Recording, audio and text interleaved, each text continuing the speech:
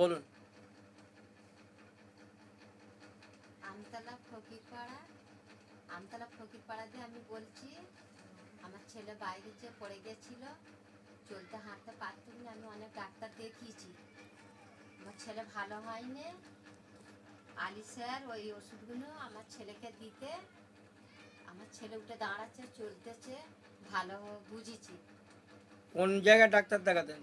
পিজিতে, PG আর সরারহাটে নার্সিংহোমে দেখিয়েছি। আচ্ছা। ওখানকার ওষুধ খেয়েছে, তাতেও সারেনি। 2 ঘন্টা টাইম দিয়েছিল ডাক্তার, বলেছিল মরে যাবে।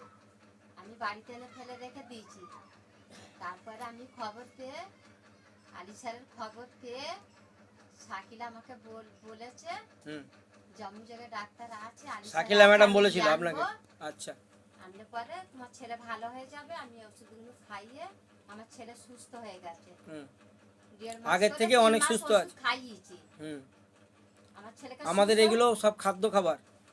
আমার ছেলেকে আমি সুস্থ দেখতে পেয়েছি 3 মাসের মধ্যে। আগে কি দাঁড়াতে পারছিল না? আগে দাঁড়াতেও পারে। বাবু একটু উঠে দাঁড়াও, চলতে পারতুক নি, একটু উঠে দাঁড়াও। উঁচু করে থাকতো। আগে একদমই দাঁড়াতে পারছিল না, না না একদম। এখন নিজে উঠে দাঁড়াতে পারছে। নিজে উঠে দাঁড়াচ্ছে, চলাফেরাও করে। হ্যাঁ, হেঁটে আসো, আমার দিকে আসো। হ্যাঁ, বাহ।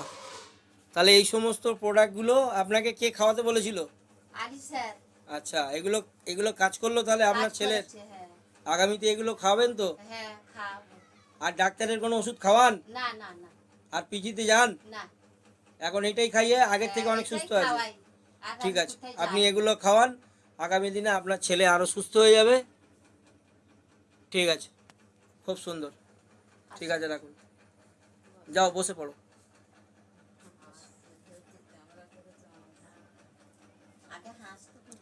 কি কি খাওয়াতেন ওই কোটোগুলো একটু দেখান, কৌটোগুলো একটু দেখান, ওই সিম্বলগুলো দিকে দেখান।